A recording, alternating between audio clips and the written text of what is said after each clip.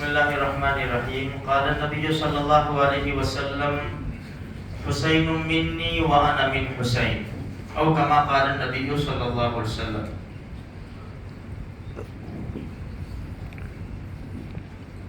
جب امام حسین رضی اللہ تعالیٰ عنہ کو کوفہ والوں نے خط لکھے کہ آپ تشریف لے آئے، ہم آپ کے ہاتھ کے اوپر بیعت کرنے کے لیے تیار ہیں، کیونکہ یزید کے حالات کچھ بگڑے ہوئے تھے.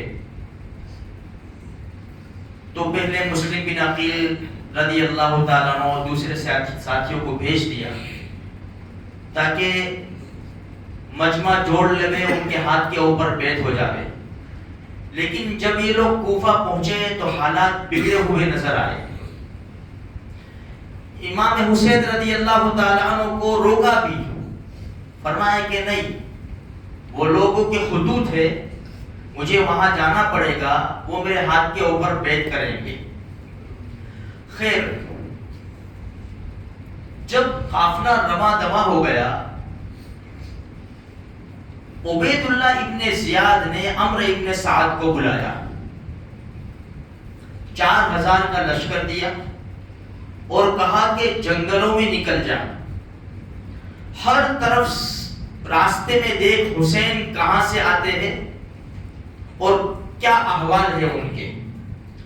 حر بن یزید تمیمی کو بلایا، 1000 کا لشکر دیا، کہا کہ تو بھی سراغ لگا کہ حسین کہاں ہے.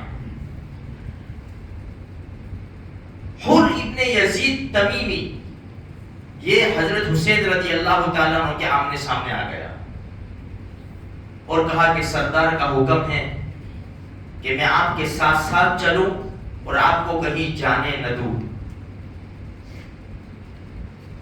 تو امام حسین رضی اللہ تعالیٰ عنہ نے فرمایا تم لوگوں نے بھی تو مجھے بلایا ہے، تمہارے بلانے سے میں آیا ہوں، میرا راستہ چھوڑ دو، میں کہیں اور چلا جاؤں گا. کچھ عرصے میں عمرو ابن سعد بھی آ گیا. عمرو ابن سعد کی دلی خواہش تھی کہ خون خرابہ نہ ہو، کوئی لڑائی جھگڑا فتنہ نہ ہو، اس لیے اس نے آتے ہی یہ بات کی کہ حسین، یہ جو امارت ہے اس کی بات چھوڑ دو، اس لیے کہ تمہارے بھائی حسن کا کیا حال انہوں نے کیا، تمہارے والد محترم کا کیا حال کیا، بہتر ہے کہ تم یزید کے ہاتھ کے اوپر بیعت کر لو. فرمایا یہ تو نہیں ہوگا. 3 باتیں رکھی حضرت حسین رضی اللہ تعالیٰ عنہ نے عمرو ابن سعد کے سامنے. نمبر 1، جہاں سے آیا ہوں وہاں واپس چلا جاؤں. نمبر 2، مجھے کسی اسلامی ملک کی سرحد پر چلے جانے دو، دشمن سے قتال کر کے شہید ہو جاؤں گا. اور نمبر 3، میرا راستہ چھوڑ دو، میں ڈائریکٹ یزید کے ساتھ اس طرح معاملہ نمٹا لوں گا جس طرح میرے بھائی حسن نے امیر معاویہ رضی اللہ تعالیٰ عنہ کے سامنے معاملہ نمٹایا.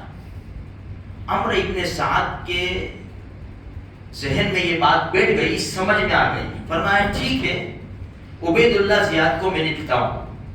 عبید اللہ ابن زیاد کو عمرو ابن سعد نے خط لکھا کہ حسین نے 3 باتیں ایسی پیش کی ہے کہ تینوں میں سے ایک بھی اگر ہم قبول کر لیتے ہیں تو مسلمانوں کا خون بچ جائے گا، کوئی قتل و قتال نہیں ہوگا. عبید اللہ ابن زیاد پڑھ رہا تھا اور نالائق شمر ذی جوشن بیٹھا ہوا تھا. کہا کہ امیر کیا ہے؟ کہا کہ 3 باتیں ہیں.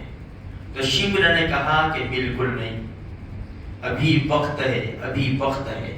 شمر کہہ رہا ہے عبید اللہ ابن زیاد کو، ابھی وقت ہے، حسین کا سر کاٹ لو. اگر حسین سیدھا یزید کے پاس چلا گیا تو تمہارا درجہ اور عزت گھٹ جائے گی، حسین کا درجہ بڑھ جائے گا. بس خلاص. اس نے خط لکھا اور کہا کہ حسین سے کہو 3 باتوں میں سے کوئی بات ہمیں منظور نہیں ہے، پہلے میرے ہاتھ کے اوپر نیابتاً بیعت کرو، یزید کے نام پر میرے ہاتھ پر بیعت کرو. حضرت حسین رضی اللہ تعالیٰ عنہ نے فرمایا یہ تو نہیں ہو سکتا. مسلمانوں، یہاں ایک پوائنٹ ہے، حضرت حسین رضی اللہ تعالیٰ عنہ نے فرمایا فاسق و فاجر کے سامنے میں اپنا ہاتھ نہیں دے سکتا، ہم بھی حسینی ہیں۔ حضرت حسین رضی اللہ تعالیٰ عنہ کو ماننے والے ہیں، ہمارا ہاتھ فاسق و فاجر کے سامنے، کافر و مشرک کے سامنے کیوں بڑھ جاتا ہے؟ کیوں بڑھ جاتا ہے؟ ہم تو حسینی ہیں نا۔ دیکھو جس آدمی سے محبت ہوتی ہے نا، اس کے کارنامے سے بھی انسان محبت کرتا ہے۔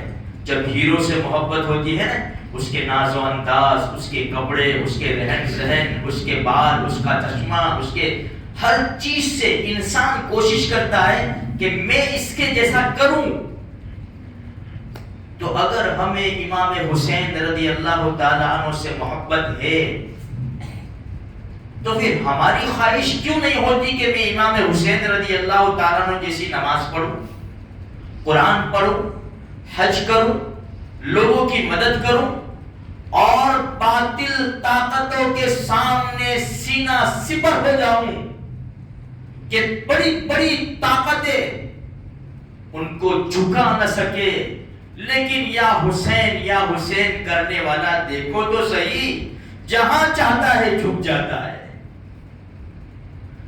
حسین کے نانا نے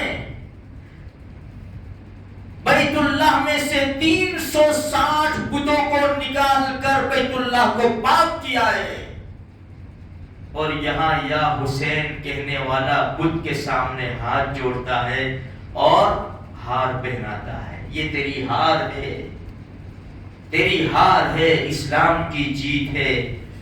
تیرے منہ پہ یا حسین اچھا نہیں لگتا، تیری زبان سے یا حسین جو جملہ نکلتا ہے نا پیارے اچھا نہیں لگتا، تو مت بولا کریے۔ تیری محبت بیکار ہے، تیری محبت بے سود ہے کہ تو یہ دعویٰ کرتا ہے کہ مجھے حضرت حسین رضی اللہ تعالیٰ عنہ سے محبت ہے۔ خیر میرے بھائیوں، ایک بات اور ضرور میں بتاؤں گا۔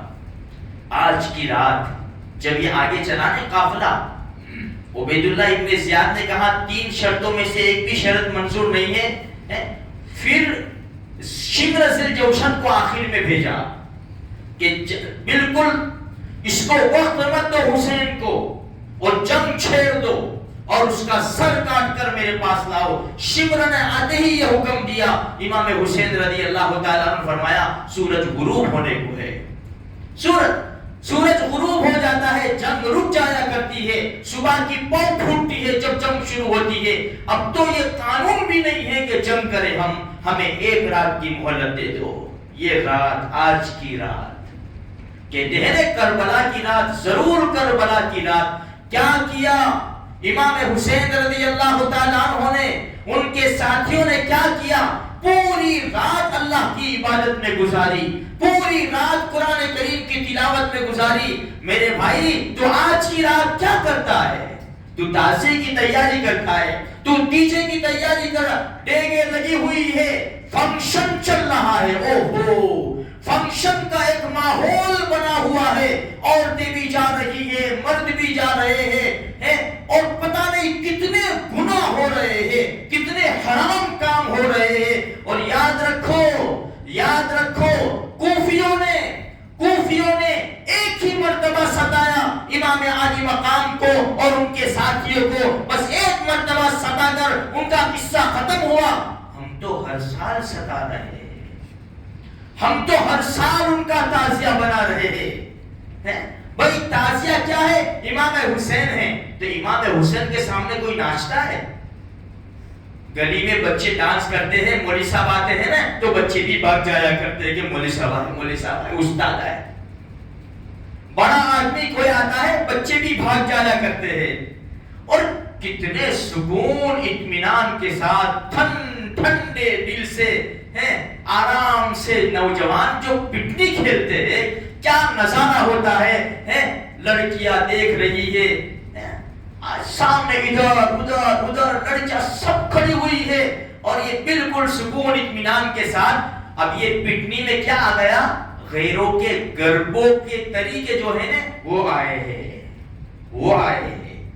گربے بھی چلتے ہیں، گانے بھی بجتے ہیں، گربے بھی بجتے ہیں پٹنی کے اندر. حالات تو دیکھو اب کیسے اچھا لگے گا کہ مجھے حسین رضی اللہ تعالیٰ عنہ سے محبت ہے. کوفیوں نے ایک ہی مرتبہ ستایا، ہم ہر سال ستا رہے ہیں، ہر سال ستا رہے ہیں. پھر سے میں کہوں گا میرے بھائی، میرے باپ کا جنازہ ہو، بیٹے کا جنازہ ہو، بھائی کا جنازہ ہو، جنازہ آگے چل رہا ہو، ہمارے وہاں عورتیں جنازے کے پیچھے کیوں نہیں جاتی؟ اپنے وہاں بھی تو نہیں جاتی، اپنے وہاں جاتی ہے آپ سے جنازے کے پیچھے عورتیں، باپ کے جنازے کے پیچھے، بیٹے کے جنازے کے پیچھے، سسرے کے جنازے کے پیچھے عورتیں تو نہیں جایا کرتی جنازے کے پیچھے. تو پھر امام حسین رضی اللہ تعالیٰ کے تعزیے کے پیچھے ہم عورتوں کو کیوں اجازت دیتے؟ اکبر الہ آبادی نے کہا نا، چل عورتوں کو دیکھ کر پردہ تمہارا کہاں گیا؟ تو کہنے لگی مردوں کی عقل پہ پڑ گیا. اپنی بیوی کو بنا سوار کر بہترین انداز سے 4 دروازے کے پیچھے چلو بیگم چلو، سب کے نظارے ہوں گے، ہم کسی اور کے نظارے کریں گے، اور کوئی تمہارے نظارے کرے گا. یہ سارے حرام کام ہو رہے ہیں میرے بھائی. یہ رات تھی، خیمے کے اندر رونے کی سسکیاں آپ لگ رہی تھی، خیمے کے اندر سکینہ رو رہی تھی رضی اللہ تعالی عنہا، ساری مستورات رو رہی تھی. کیا ماحول تھا. یہ جو آج کی رات ہے نا، شام سے تو پانی بند کر دیا تھا.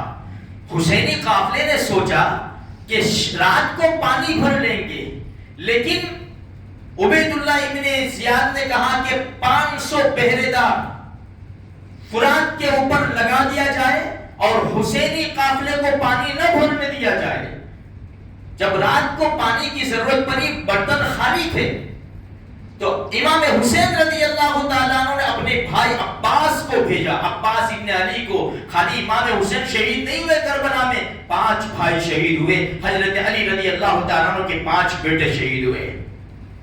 جاؤ عباس پانی لے کر آؤ. لیکن کیسے پانی لیتے؟ کتابوں میں لکھا ہے تلوار اور تیر کے زخم سے زیادہ پیاس کی شدت تھی، اور مسلمان آرام سے بڑی بڑی کوٹھیاں شربت کی بنا رہا ہے. پیو پیو، کہاں سے آیا، کس نے دیا، کس نے بنوایا، کس نے ڈونیشن کیا، کچھ نہیں، بس لگاؤ پیو، اچھی طرح پیو. چلا وہاں بھیجتے چلیے 2 پیکٹ 2 باکس وہاں بھیجتے چل. پیسے کائے کے پیسے؟ انا للہ و انا الیہ راجعون. ہم یہ کام کریں گے؟ بیچارے دکان والے بہت روتے، تعزیے کے بھی پیسے لینے جاتے ہیں، بہت دادا گیری، کھلی دادا گیری. بھائی یہ دادا گیری کرتے ہیں تو ہم بھی دادا گیری کریں گے، وہ بھی اپنوں کے ساتھ دادا گیری کریں گے.